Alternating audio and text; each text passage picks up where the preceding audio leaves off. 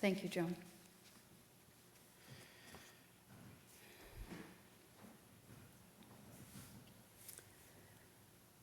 I found myself at my kitchen window one morning a couple of weeks ago, gazing out at the yard between where I stood and the little raised bed garden across the way. It is blanketed in white pine needles, that rusty brown shade they turn to once released from the tree. But there was something different about them that day, a glow about the space. Were they orange or maybe pink? I was about to retrieve my box of 120 Crayolas in order to identify it. But at some point, I gave up because I was captivated by this sense of color and light radiating upward from the earth. It wasn't just the ground cover. It was in the air itself. Nothing was left untouched by it, not the English ivy or the red-stemmed dogwood or the rhododendron. All of it awash with this aura of warmth and energy. So I settled in, watching, waiting, soaking up the intensity of it. Soon the sun rose up from behind the wooded expanse to the east, the clouds now tinged with this wonderful hue, until the sun burst through, melting the scene with its rays. I can still see it if I close my eyes. Count myself blessed to have borne witness to such beauty. Awestruck. I was filled with wonder that morning, and wonder is our theme this month. And I wonder how many of you know where that theme comes from each month? Anyone? Raise your hands. Mm-hmm. Liz, you were right. Do you wonder what I mean when I say that something is our Soul Matters theme? Soul Matters Sharing Circle is a network of Unitarian Universalist congregations who follow the same monthly themes so we can more easily share small group material as well as worship, sermon, music, and children's religious education resources. Here we share in this theme between the worship committee, some of our small groups, and our social media folks. It is a web of support and connection. It is nice to know that we are traveling on a journey together each month, here within our faith community and with other UU communities. If religion is that which binds us one to another, this resource is a tool designed to help make that happen. So as we wonder about wonder this morning, we can know that countless other Unitarian Universalists across the country are also pondering similar questions and sharing experiences of wonder. How wonderful is that? I invited you to share with me your experiences of awe and wonder as I prepared for today, and I noticed how many of you spoke about an experience of light, sunrise that is different every day as it shines through the clouds and comforting in its consistency. Sunlight as it pours through our meeting house windows, our sunsets and seasonal color, the star-filled nights lighting up the sky.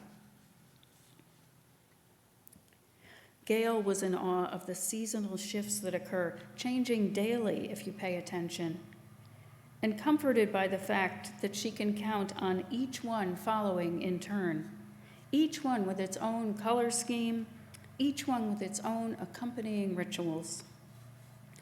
Her grandchildren, too, unique and wonderful beings growing into absolutely wonderful youth and adults, such an awesome process as it unfolds.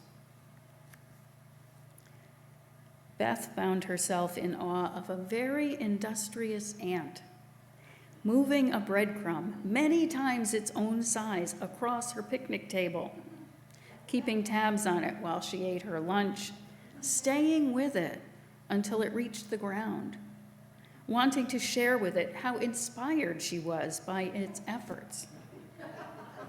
This feeling of awe shows up in witness to all kinds of tiny creatures for her.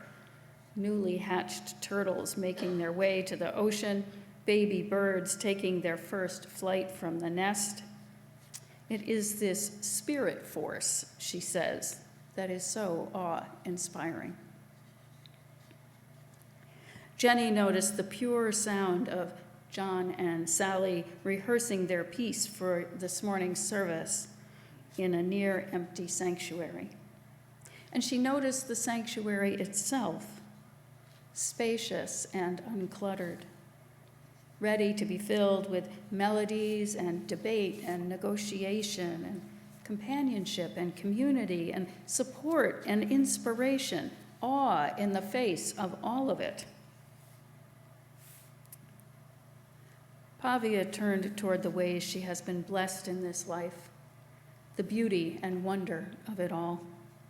The times when something came along giving her reason to live, thousands of them, but for her, so much beautiful music. Upon hearing it, she is dumbfounded by how moving it is and by the simple fact that someone actually created it. And how awesome that she was able to share one such piece with us this morning. When we share in this ministry together, share in our weekly celebrations of faith, share what fills our hearts and minds and spirits, we are awed by the existence of this place, this community, these connections in our lives. Awed by the opportunity to come together in love and care for one another. Awed even perhaps by the responsibility that our values call us to. This sharing is so much more than just me or someone else standing up here talking about something interesting every Sunday. Shared ministry is about the awesomeness of being in this life and this faith work together, a powerful expression of what can be. Awe is that feeling of being in the presence of something transcendent, beyond our understanding, no longer reserved for divine beings or to be experienced in religious ritual alone. These days, we know that sense of awe at things more commonplace. All the ways you shared with me this week, and many more, I am sure. We are awed by relational things, too. Kindnesses exchanged, those gestures of selflessness we bear witness to. Awe may have become a part of our emotional repertoire originally, as a means to bind us in our social connections and enable us to act more collaboratively, improving our survival rate. Studies at UC Berkeley have shown that awe stimulates wonder and curiosity, driving people to paradigm-shifting discoveries and new technologies. Think Darwin or Muir or Einstein here. But they also found that awe can have a positive influence on our health, bolstering our immune systems. Apparently, folks experience something awe-inspiring on average about once every third day. They feel they are in the presence of something vast and beyond immediate comprehension. And these daily bursts of awe appear to be predictors of well-being a few weeks into the future. Our own Joan Konopka shared the idea that wonder is an act of exploration and that we have an inherent need for that. We start out this way, but often are discouraged rather than being nourished and given room to grow into the expansive human beings we are capable of becoming. Experiences of awe and wonder are life itself, calling to us to explore. When I think about my window experience, I realize that part of me now wants to know what combination of light and temperature and moisture and whatever other elements melded together to create the scene I was privileged to happen upon. My curiosity has been piqued in equal measure with my desire to simply absorb the sacredness of the moment. Overall, the fact is that it has remained a part of me now for several weeks, and I continue to be fed by it. I could have walked away from the window that morning, noticed, but then shrugged it off, too much else to tend to. Instead, I gave myself over to it, not quite meditating, mindfully attentive, though, to what was happening. It turns out that these mindful moments interspersed throughout the day are actually beneficial to one's health. It is a judgment-free state of awareness. Some of the theorized benefits include self-control, enhanced flexibility, equanimity, improved concentration, and the ability to relate to oneself and others with kindness, acceptance, and compassion. And while mindfulness meditation can lead to more frequent experiences of mindful awareness in the day-to-day, the simple act of stopping when something awesome is offered to us, noticing, staying with it, and letting go of everything else our bodies and minds are calling on us to do, has the effect of slowing us down, creating that ever so slight shift in our responses to those things that crowd our senses and in our reactivity to the world around us. Activist, educator, and filmmaker Valerie Kaur suggests that wonder is where love begins, and conversely, that a failure to wonder is the root of violence.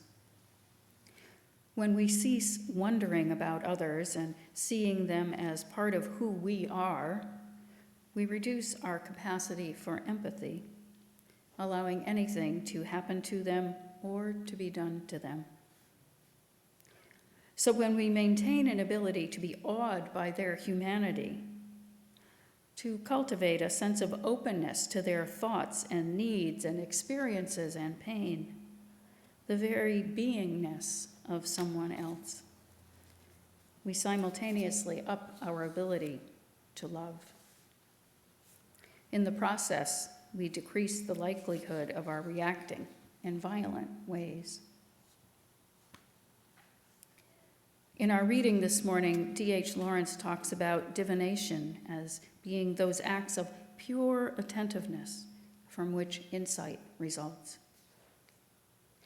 When we succumb to the awesome, wonder-filled moments of our lives, turning all that we are toward that object, we are the recipients of discoveries as yet unknown to us, of a clarity of mind and heart that makes a path for decisions to come to the fore. To be present in the midst of awe-inspiring experience is to open ourselves to insight, to a greater depth of being, to love itself. We are drawn beyond our familiar spiritual territory and into a place of pondering and wondering, questioning and wrestling, one that, if we are willing, will accompany us for the rest of our lives. This week, I invite you into a practice of wonder. We are blessed with a natural beauty here on this spit of land, no doubt what has drawn many of us here in the first place. How often do we take the time to be attentive to it? Have we become too caught up in doing to experience the benefits of simply being? With the holidays upon us, there will be family and friends we may not see so often. Can we approach them with wonder and awe, relishing all of who they are, even when it is difficult or contrary to our own life path? Can we find in them that shining spark on which we might marvel for a moment or two, engendering greater love and compassion? My invitation is to find yourself at your own kitchen window experience in the coming weeks, and to stay with it long enough for the whole of it to wash over you. May you be blessed in those moments. May you know a peace that wasn't previously available to you. So let's just take a second or two to look around this place, to notice the love in each awesome life gathered here this morning, gathered on Zoom too. Just take a moment.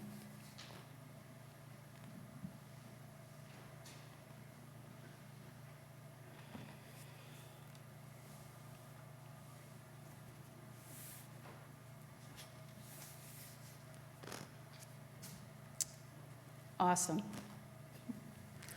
Blessed be, and amen.